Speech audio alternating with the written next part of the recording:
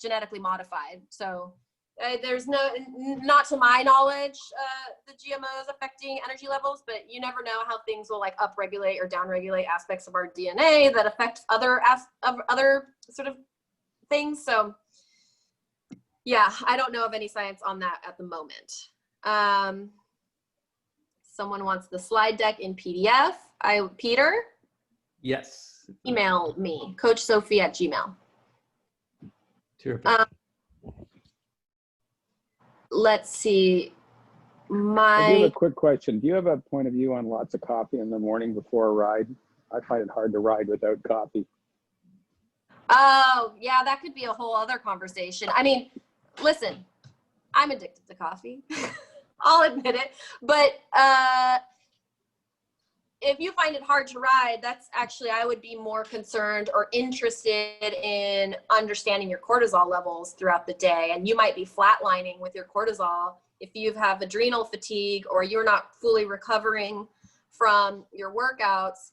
That can really cause, like, you know, cortisol is supposed to spike in the early part of the day, and then there's a lull, and then it spikes again. And so if you're a bit flatlined, let's say a high stress lifestyle, or you've been like doing high intensity exercise for many years, then that's something I would actually want to avoid caffeine. First thing, wait a couple hours after you wake up to drink the caffeine to have less of an effect on the adrenals. Oh, that's terrifying. Thank you. I know. Well, no, it's okay. All these things can be resolved. But yeah, it's a good question. Ryan, do you want to? My chat disappeared. I'm sorry. Yeah, it's okay. Someone wanted to ask, can you talk a little bit more about the proper amount of sodium to ingest per liter of water and or hour? Is there any risk of hyponatremia? Is a very real risk. I've gone to the hospital 3 times because of hyponatremia. So I am, for example, someone who loses a significant amount of salt. So hyponatremia, for anyone who doesn't know, that's when the simplest way to put it would be you are lacking salt in the body and you have overhydrated with plain water. You've essentially diluted the electrolytes and the salt in the body that are necessary for electrical signals to pass. So you can faint, you can all this stuff, right? So it's very dangerous. And it is a high risk for athletes. So the salt, on average, most athletes, if you're just moderate exercise, you're losing at least 700 milligrams of salt per hour. But like I said, it can get up to 2 grams of salt per hour. And this is when it's helpful to also weigh yourself before and after. But hyponatremia, you'll get like spotted vision, you'll feel lightheaded, chills. For women in particular, there's a higher risk, particularly in the high hormone phase of their cycle. Thanks for the answer on that one. It looks like a lot of the kind of like carb mixes and stuff max out at like 320 milligrams per serving or so. Yes, but and a lot of the gels. So it looks like you'd have to take like a sodium gel and in addition to those kind of sodium carb drinks to kind of maintain sodium levels, right? Take a look though, because most of those drinks require at least 2 to 3 servings. So they're actually hitting that 700 mark for the good ones. Is there any risk of hypernatremia with going over salt during exercise if you're hitting like 700 or 800 milligrams an hour or so? Oh God, I mean, not if you're exercising. I don't think you might get really bloated and feel very uncomfortable. Okay. You know, and if you have high blood pressure, that's something you want to monitor and talk to your doctor about. But yeah, no, I think that's less of an issue. Okay, thank you. Mid-ride potato chips. Good. Ignore the fat. I've stopped and gotten potato chips. I mean, it doesn't feel great with the fat part, I have to say, in terms of like the digestion, but the salt and the carbs, it is really nice if you're kind of in that bonky place.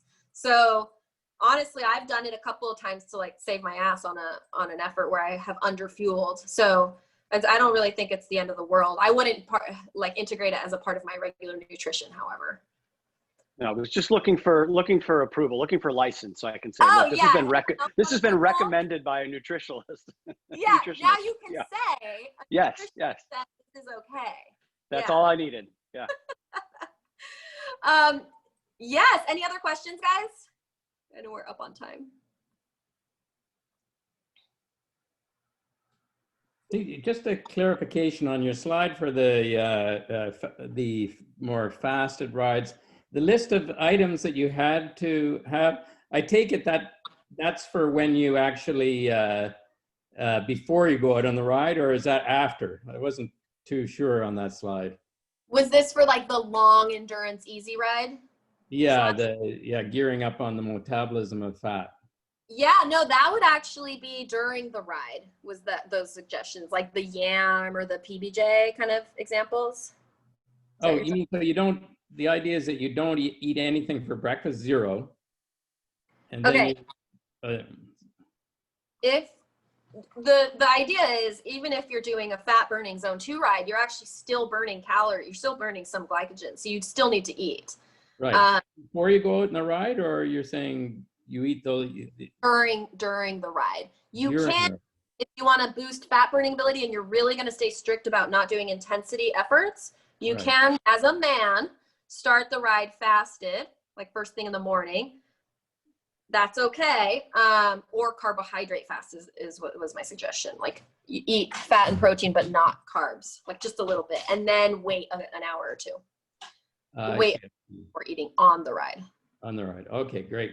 Thank you for that. Yeah. Like I said, you guys, you can hit me up on my Gmail. I'll type it in the chat, but it's coachsofi@gmail.com.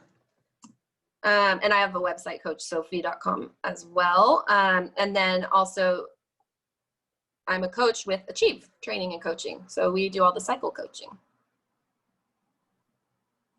Anything else? It was awesome. Thank you so much. I'd say like nutrition, you know, seeing a bunch of hearing you talk several times and like being on, you know, coaching talks. Nutrition is this whole huge topic, and you did a really good job of covering a lot of the basics and different types of rides. But I'd say people, if whoever's still left on this call, if you really, I know there's more questions out there and you're going to think about them when you're riding. This is what Sofi does. So it's like, this is why her services are so valuable to know, especially if you've got a goal, if you're racing, or, you know, don't let food hold you back. Like you know, there's so many other things to get in your way, you know, ambition and the time on the bike and all this stuff. Like you can nail nutrition and don't have to worry about that.